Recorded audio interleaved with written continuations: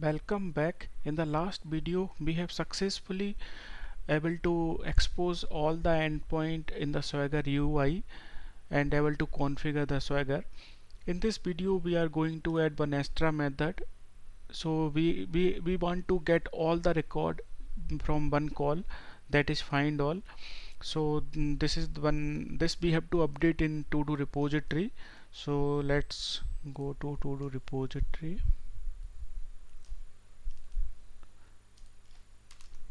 of method name is find all and return value is list of to do list from Java util. Okay, and here we have to write the query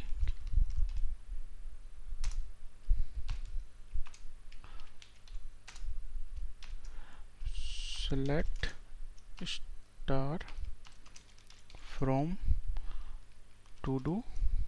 Let us type from in capital,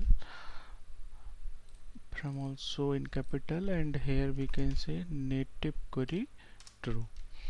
That's all. Let's rerun our application.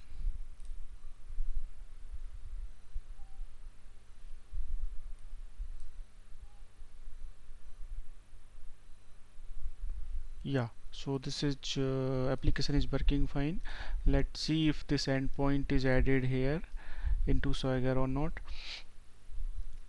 Yeah, we can see here this to do search controller is added as additionally, and this is our find all rest endpoint location. And if we try it out, try execute, we can see all the t to do's without page object. It means there is no pagination. So all good. So with this our backend development is almost completed. It is very simple backend development for our application. So thank you, and in the next video we will be starting our front end development.